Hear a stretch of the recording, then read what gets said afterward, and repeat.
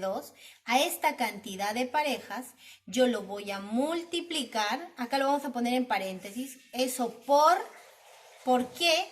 Por la suma del primer término y el último. Y esta, chicos, esta es la fórmula para hallar la suma de los n términos de una progresión aritmética. Y todo esto gracias a Gauss. Muy bien.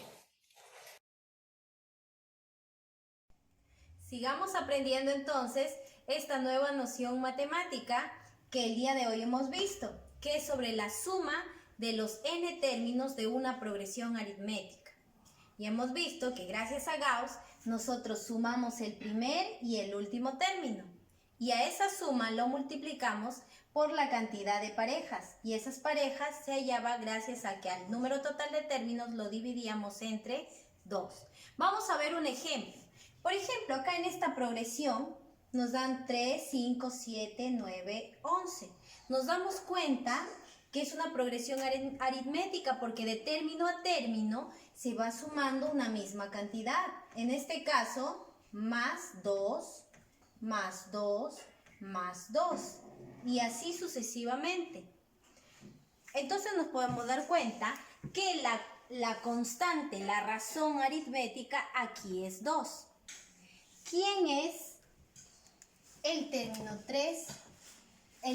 Acá el 3 es el término 1. Este es el término 2, término 3. Y así sucesivamente se van indicando los términos. Veamos, si nosotros queremos sumar los 3 primeros términos de mi progresión, nosotros sumaríamos ahí 3 más 5 más 7. ¿Cierto? ¿Cuánto nos da? 3 más 5, 8. 8 más 7 nos da 15. La suma de los 3 primeros términos de mi progresión me da 15. Verifiquemos entonces utilizando la fórmula de la suma de los términos. De esta manera. Veamos. Sabemos que para sumar nosotros los 3 términos, ¿nosotros qué tenemos que hacer? Tenemos que sumar el primer y el último término. Estos son los 3 términos. ¿Quién es el primer término? El 3. Y el último término de estos 3 términos es el 7. Tendríamos que sumar 3 más 7. 3 es el primer término más el último, que es 7. ¿Por qué 7? Porque 7 ocupa la posición 3. Recuerden que estamos sumando los 3 términos. Ya, a esa suma nosotros vamos a multiplicar por n entre 2. ¿N quién es? Es el número total de términos. En este caso, estamos sumando los 3 términos, o sea, 3 términos entre 2.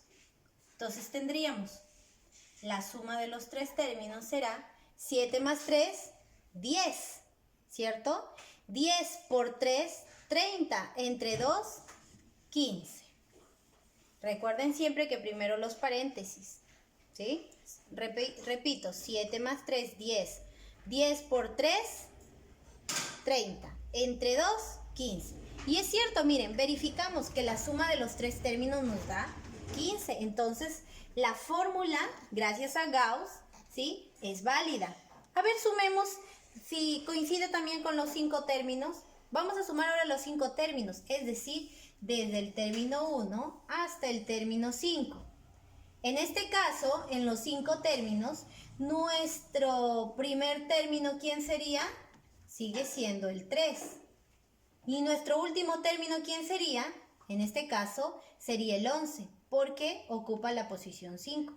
Entonces, sigamos, sumemos, a ver, ¿qué pasa si sumamos? 3 más 5, más 7, más 9, más 11. Ahí están los 5 términos de mi progresión. ¿Cuánto me sale? A ver, 3 más 5 más 7 nos había salido 15. 15 más 9, 24. Y 24 más 11 me da 35. Entonces quiere decir que la suma de los 5 términos nos sale 35. Veamos si aplicamos la fórmula. Queremos sumar los 5 términos de esta progresión. ¿Qué hacemos primero? Dijimos, gracias a la fórmula, Sumamos el primer y el último término. ¿Quién es el primer término? El 3. Le sumamos más el último término. Si vamos a sumar los 5 términos, el último término es